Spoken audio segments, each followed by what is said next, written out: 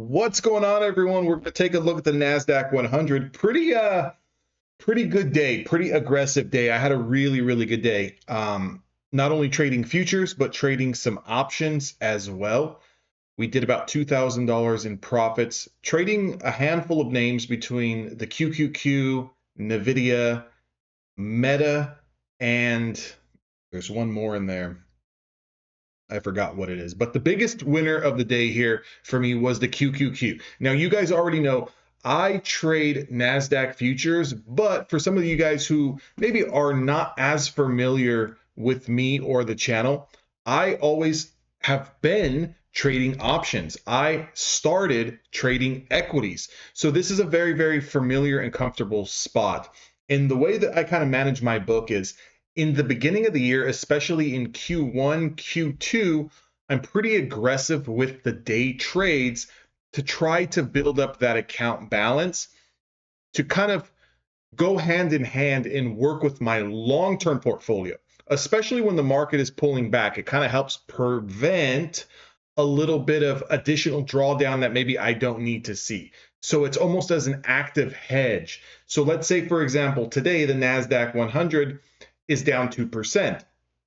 And if my portfolio is heavily weighted, which it is, about 65, 70% in tech heavy names, then I could see a pretty significant red day, 2.5%, 3%, so forth and so forth. So how I kind of hedge against that is by day trading options, especially when the markets go through these volatile times. Now, let's kind of get into the setup today. If you guys have been watching any of my videos for the past couple of days, I've been talking about the market needs to reclaim some certain levels, and it has potential to get hit. And the market is getting hit right now. You can see if I zoom out a little bit and you just don't pay attention to all of the little lines all over the place, just pay attention to the direction. So notice that this sell-off really started last week, and we started to kind of sell down pretty aggressively. And then we had a nice, 2-3 day kind of dead cat bounce. Okay, so you can see one leg down, you can see a little bit of a dead cat bounce, obviously putting in a lower high, and now we've got that breakdown through this bear flag. Now we've got a little bit of support here at around 598, 599. So definitely want to keep that in mind. You could see a little bit of a bounce going into tomorrow to kind of end the week. Remember, markets are closed on Monday, so we will be back after tomorrow on Tuesday.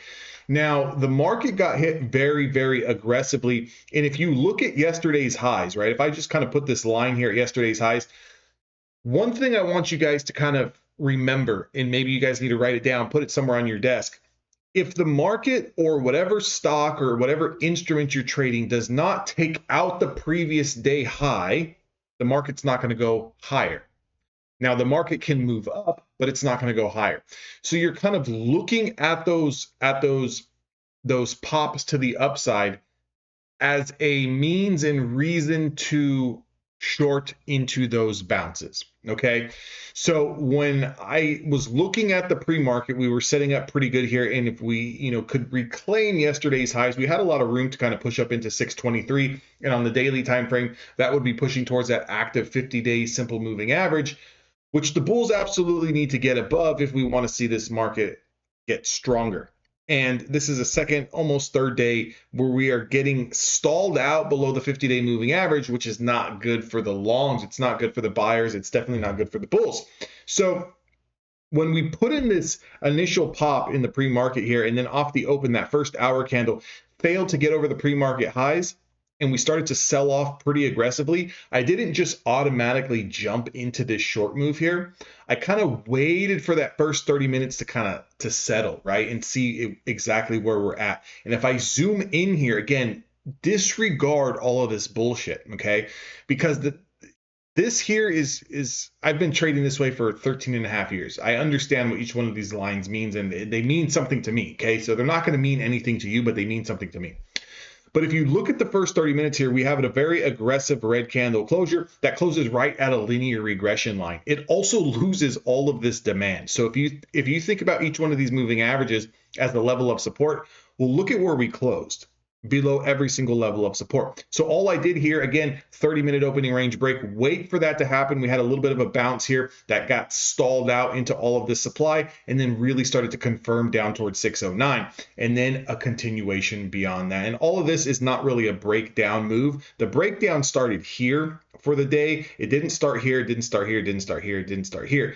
This was the initial move. The initial move started to break down at around 611, 610. Okay, that's the initial breakdown. It had potential to go down to 609. So you had about $1.50, $2 worth of room there, depending on what area you're looking at, from 611 or 610, 611 or 610. And then this is continuation. Now there was definitely upwards moves here on smaller time frames, but again, there was a lot of selling pressure. And as soon as you start to see the overall NASDAQ 100 go down, you can sort of look to those names like a Tesla that I traded today. For example, look at Tesla's chart, same kind of deal here. We had that initial spike off the open and it got rejected at yesterday's highs. So the wheels start to turn here.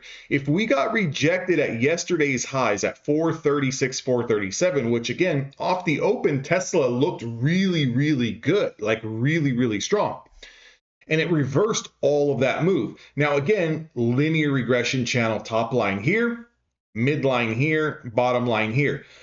This first hour candle closes after being rejected at yesterday's highs back inside the range.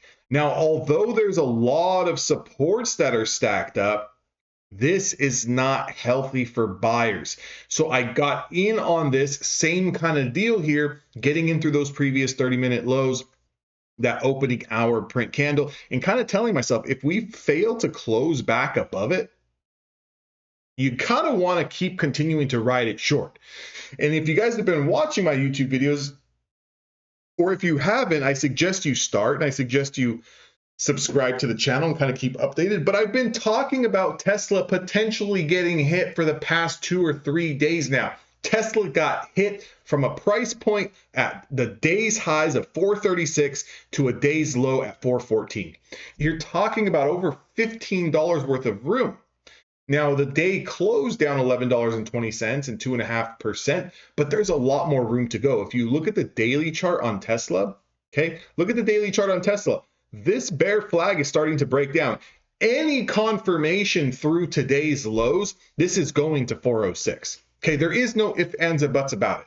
If we have a little bit of a gap up, if we have a little bit of a push off the open and it stalls and it loses today's lows, which is today is February the 12th, it will test 406 tomorrow with potential to get down into the 390s. Now, when I looked at the options chain, there's about a $10 expected move tomorrow. That does not mean we're going to close red $10 or be up $10 tomorrow. That's just the expected range. So if you take us $10 down from here, it takes us to 407, which is right here at this support. If you take us $10 to the upside, that takes us about 425, which gets rejected at the 20 simple moving average. Now, I just don't see that. I can see potentially maybe a little bit of a bounce tomorrow that tries to get back into the 420s, gets stalled out around 420 and starts to bleed out, losing today's lows, and maybe kind of comes down towards 412, 410. Okay, I can see that. That would be an expected move of $10. So I will be watching Tesla tomorrow for the short side.